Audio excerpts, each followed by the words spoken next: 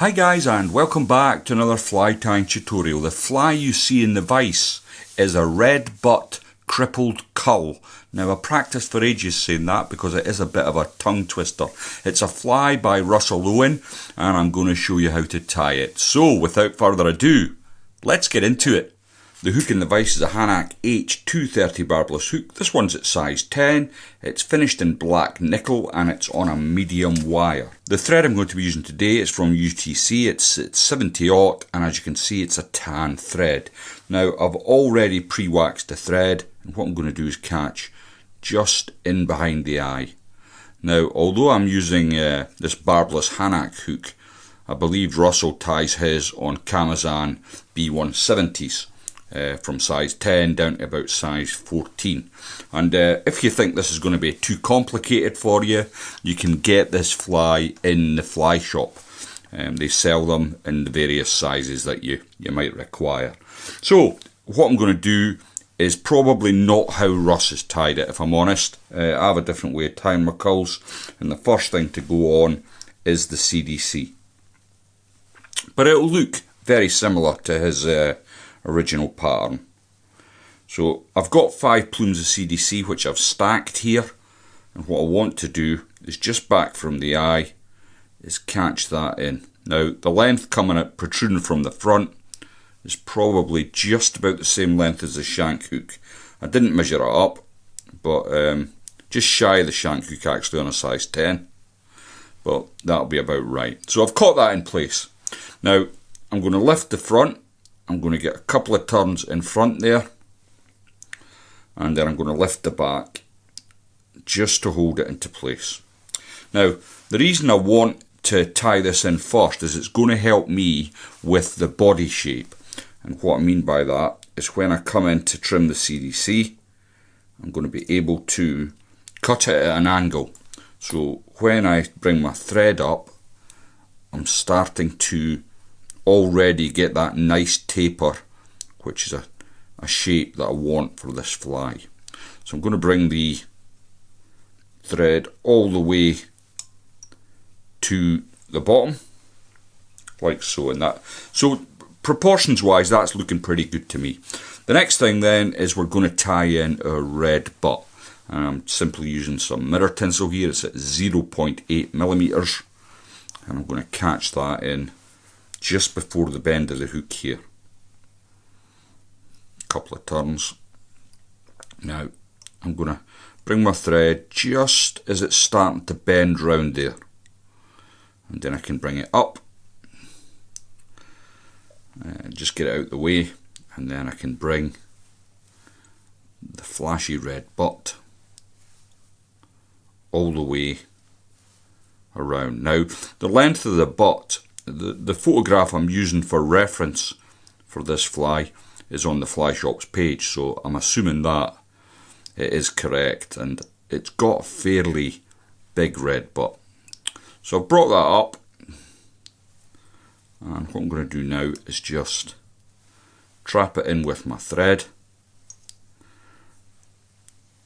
Now I'm going to be honest with you, this is the second time I've done this video, and the reason I'm doing it again is what I hadn't noticed was the bobbin that I had my thread in was squeaking, and when I came to edit the video I was listening back and I thought, what is that noise in the background? And it was actually the bobbin, so it was squeaking away, and then once I'd noticed it I couldn't unnotice it, if you know what I mean, and I had to change it. So I've got my red butt in place there. The next thing I want to do is I'm going to add a rib, and what I'm using for my rib is simply black flexi floss, and I'm just going to catch that in. So where the CDC is starting to slim down there, that's where I want to catch the flexi floss in, because that's going to help me with building up my body.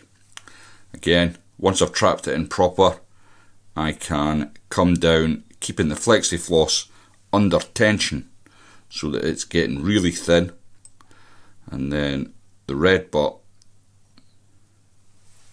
I'm going to just have another couple of turns, and I think I'm content with about that, and I think measurement wise it's probably about 3mm.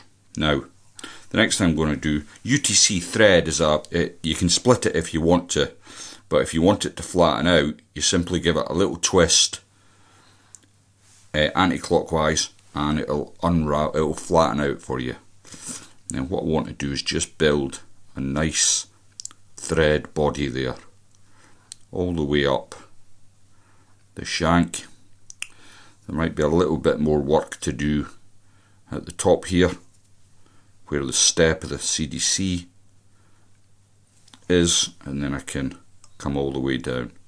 Now I'm just going to give it a couple of layers just to try and build in that tiniest of tapers into the fly. Then I'm going to bring it all the way to the top, and I'm going to get a few extra turns in. Next then, we're going to bring our flexi-floss rib up the fly. So I'm going to put some pressure on it initially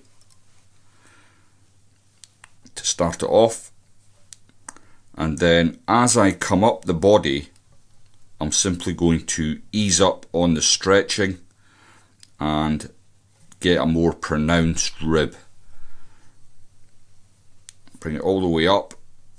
Try and keep your turns as even as you can. And then when your thread comes back to meet the flexi-floss, you can grab that and trap it in. Once you're convinced it's trapped in, you can come in with your scissors and simply remove the excess.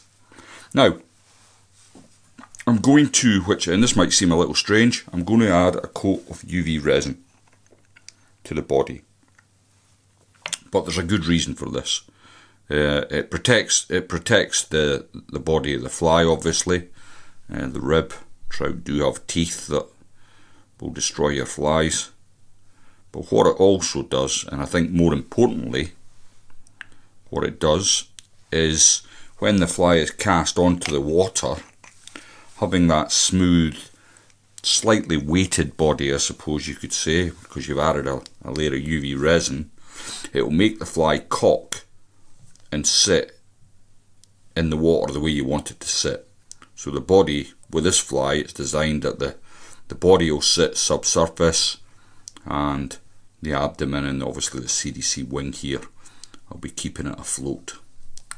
So make sure at this point you do cure your resin well, because you have still got quite a bit of work to do. Next we're going to add the hackle. I'm using a grizzle cape here, and I've already picked out a feather which I have left a little tag to catch in.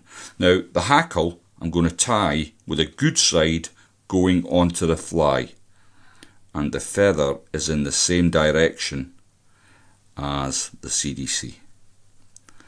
Then I can trap that into place.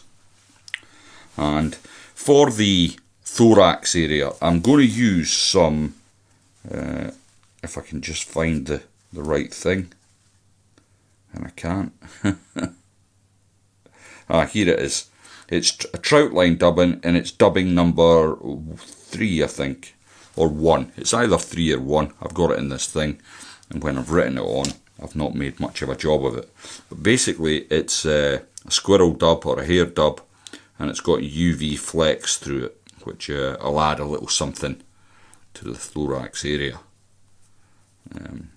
The reason I'm tying this, apart from the fact it's an absolute killer of a fly, Russell Owen won't have much in his box that isn't designed to take fish, is one of the subscribers said, oh, could you do the Clywedog Crippler? And I've got to be honest, it's a fly I hadn't even heard of, and I thought, oh, I'll look that up and have a crack at it, and this is what I've found.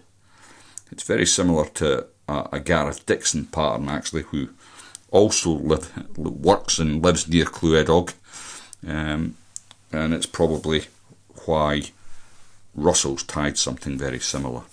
So next thing is the hackle. I'll come in with my hackle pliers and just catch the feather. and then I can bring that around.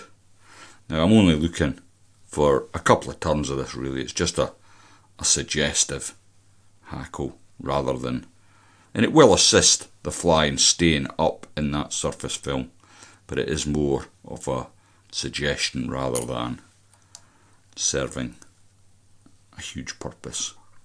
So I'm just bringing everything back now, and I'm going to bring my thread in front of that curled wing. Now once I've done that, I can come in with my scissors, just carefully remove the excess hackle, and then I can, what I'm going to do on this occasion actually, just put a little bit of resin onto my thread.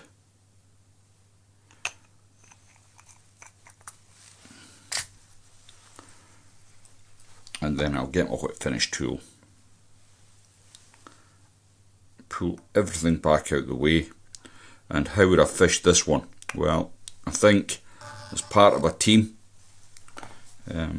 it would work really well, you know. And I was speaking to somebody the other day who said, oh, if a fly's working, the angler we were chatting about, I think it was Ray Burt, he's got no qualms in tying 3 of them on. So, you know, if fish are coming and taking this, fish 3 of them. And you know, you could put a 10 on the point, a 12 on the middle, and a 14 on the top dropper, and I'm sure it'd do your job. Now once you've cured the head, what I also like to do is come in with my little brush and just rough out some of that thorax, and again that will help keep the fly in the surface. Now what I do with all my flies now is I add dry eggs. So once I've tied about 10 of these, I'll stick them in a little pot and I'll soak them in dry eggs, and then I will leave them to dry overnight, and it just makes them water repellent, and they last a lot longer while you're fishing. But there we go. Thanks very much for the suggestion. Sorry I can't recall the name of the subscriber, but and thanks Russ Owen for coming up with such a fantastic pattern. And I'll see you all in the next one.